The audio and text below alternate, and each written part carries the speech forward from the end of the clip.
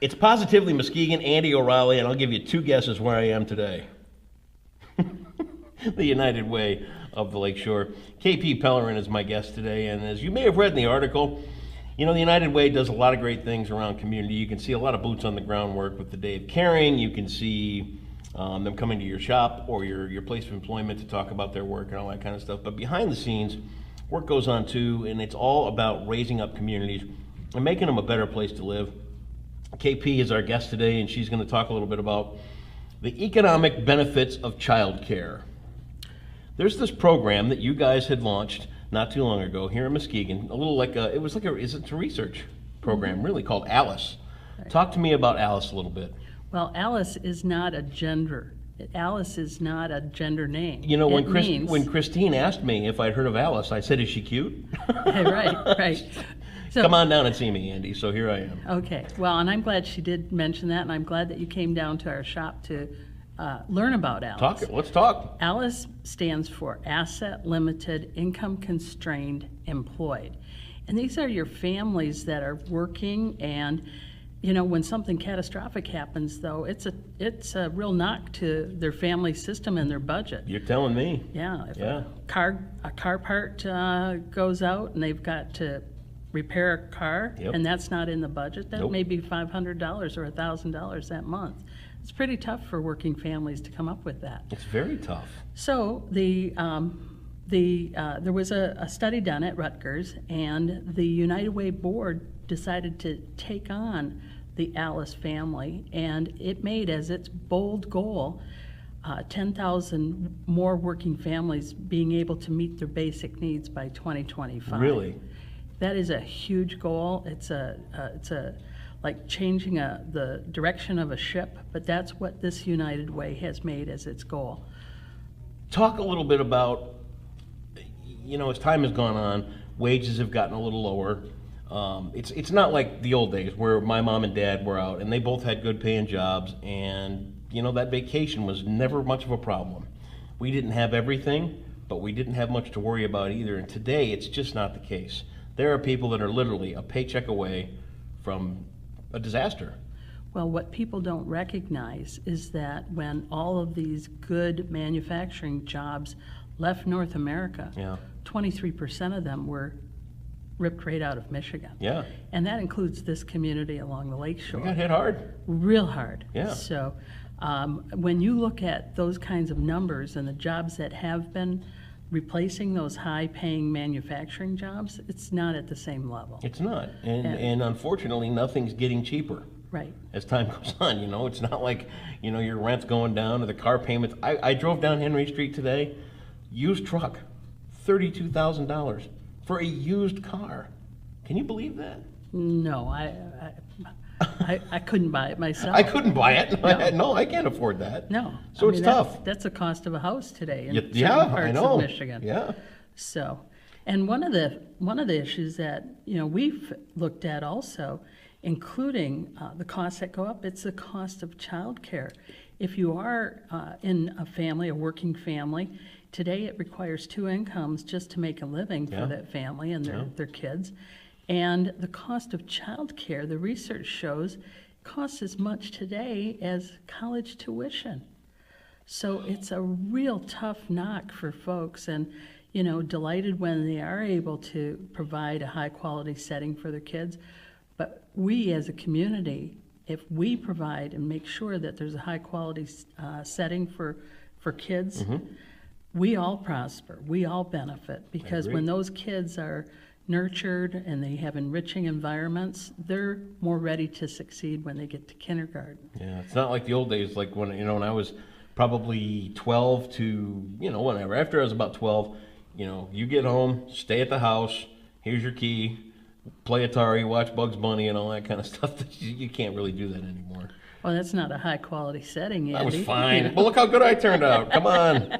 My mom watches this. Be nice. Okay, I will. I wasn't giving a rap to your mom. So, but I do give a salute to all parents. Sure. And I give a salute to teachers, because what we see is that for kids to succeed in our economy today, they've got to have STEM. Those are your science, technology, engineering, and math Yep. classes. Yep. They've got to really be able to nail it when they are reading. If they're not proficient readers by third grade, they have a tough time learning. There's a saying that goes like this: you learn to read by third grade so that you can read to learn in the fourth grade and beyond. Oh, that makes sense. Makes a lot of sense. It And does. today, we don't have a choice. We're competing, our kids are competing on a world economy. Yeah. And for Muskegon to watch us go, we've got to make sure that we watch our kids go. Absolutely. And that is the most important thing that we can do, Big deal. is make sure that folks know how to read and write and get the very basics, including all of their basic needs met. Let's talk about the economic benefits of childcare. Where does this start? Well, it starts with high quality. Yeah. And one of the things that we can see a business owner, for example, worrying about is their employee who's worried about sick children. Mm-hmm. And maybe the business owner is losing productivity because a parent has to stay home with their sick child. Yep. Or a parent has to stay home because they can't find adequate child daycare. Sure. Or night care today, if somebody's working a shift. Got to and- work third shift. Absolutely. Yeah. And so when you have that scenario, it's pretty tough to find. We're told that there were over 100 providers who aren't in the field today that were in the field a year ago. Really? In So this community. even childcare shrinking. Even childcare shrinking. Unbelievable. So the availability has to be there if we're going to have a productive workforce and if we're going to have a productive employer. And so this is a symbiotic relationship, and it all starts with child daycare. Yeah. Can you imagine that?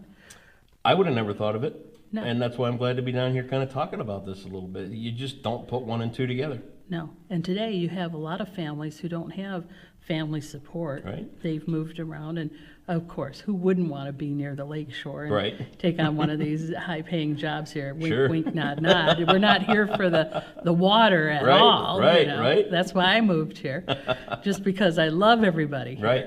Not the lake. Right. Not the lake. Nothing to do with that. Nothing to do with the Nothing. lake. So, that's what folks are dealing with. Okay. And again, the United Way of the Lake Shore, its bold goal is to help 10,000 more working families in this Lakeshore three-county area, Okay. Muskegon, Newaygo, and Oceana, Okay. help them to meet their basic needs by 2025. And so our staff went around and they conducted what we call community conversations. Okay. And they held more than 30 community conversations in the late fall through March of this year, and talked to over 200 people. Okay. And they learned that folks had, they saw their basic needs as income security, and that's adequate housing and a good paying job and Yep. benefits so you can take care of your family Yep. and provide. They saw education as being the common denominator that opens up a lot of doors and opportunity for their kids Okay. and the next generation. And they saw healthcare as something that these are needs today. Yeah.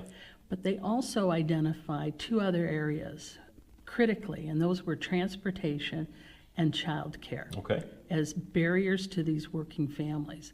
And so that's why the United Way of the Lakeshore decided we're going to have what we call internally, I guess it'll be out to the public now, okay, a child care summit. Okay. And we're having that on June 10th. At the Holiday Inn. That's correct. It'll start at 7:30 a.m. and go to 9 a.m. Bright and early. bright and early. And right now, we've got 100 folks who are our closest friends who are planning to attend. And, Really? Wow. And we may have up to 150. So, What are people going to learn at this? well, what people will do is they'll have exposure to what some of the economic benefits of childcare are. Okay. We've got some research, and that data is for data wonks. Yeah. But here's one piece of data for you that any wonk can get. Okay. For every dollar a community invests that's invested in high-quality early childhood education and care, Yep. it quantifies to $2.22 in Michigan as a return, immediate return on that investment. Wow. And that's according to a group called America's Edge. Okay. They're now called Ready Nation. They've had a name change in the last 10 years, but, you know, so. What's a name? What's a name? Right. What's a name? But if people do want to get some information on that, a couple of places to look are Ready Nation on their website, Okay. and others for the really data wonkish Yeah, type right. people. People on this really want stuff. the numbers. Right. Right. This But- pays off, though.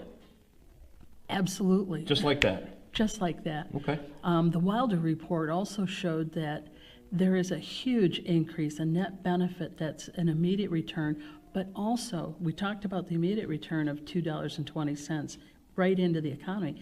There's another benefit, and that's the long-term benefit that goes upwards of $17 for every dollar invested. So this is the kind of stuff that some data wonks really, really check out. Data wonks. Yeah. That's new to me. I haven't heard that one yet. You I like it. haven't? I like it. Well, just think about this. The Federal Reserve Bank out of Minneapolis, Minnesota, one of the bankers, he's since retired, Art Rolnick, sat around this business leaders table in Minneapolis, and somebody said, well, we should really check out early childhood and make sure that we invest in early childhood programs Yep. because there's a huge return on investment. And Art's told this story himself. He said, well, I was a real skeptic about it, but so I'm sitting around the table and they said, well, Art, you're the skeptic. We're going to have you do the research on it. So the Federal Reserve Bank Board actually did its own research and found indeed that there was a huge return on the investment, and it made a believer out of him. Perfect. So there's so much data that's out Yeah. there now, and You'll condense it all down, yeah, give them the Cliffs Notes version of it, yeah, get them back on their way after they've been fed by the Holiday Inn, which is always great. yeah, Perfect. it's wonderful. What am I waiting for? Why am I not there already?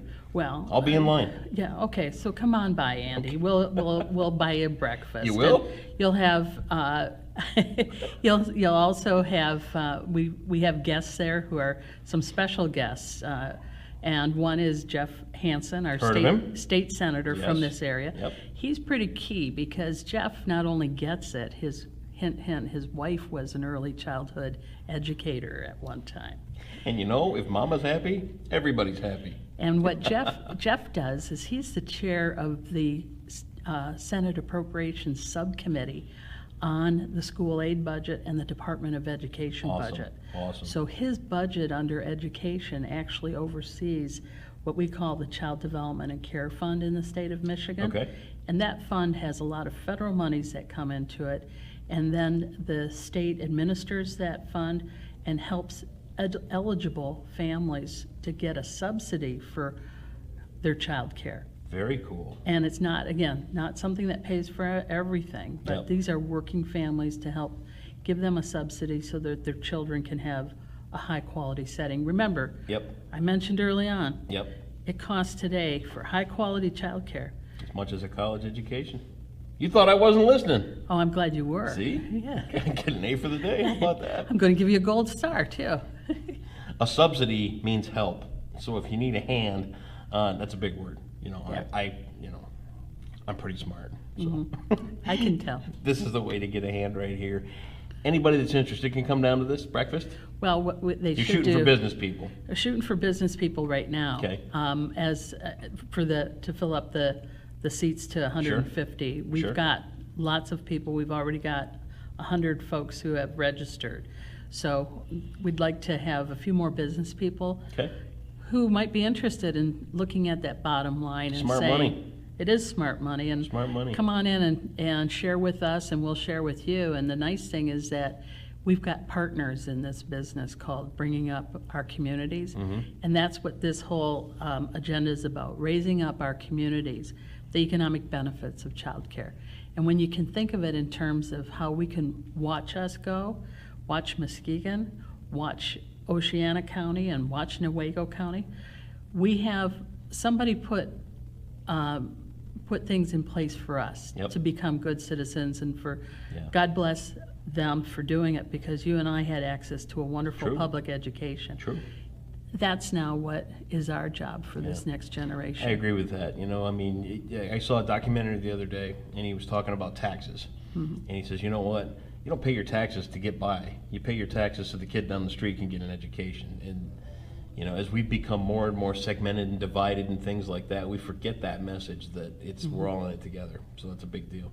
I used to work with law enforcement leaders in the state, and they are real strong advocates for high-quality early childhood programs and after-school programs because cuts down on their workload absolutely in a few years in a big hurry. Think about it, Andy. Yep. How many educated people do you see in prison? Not many. No. So. Well, the really super crooks. Yeah, maybe. Oh, yeah. The Bernie Madoffs of the world, but that's fine. It's another story.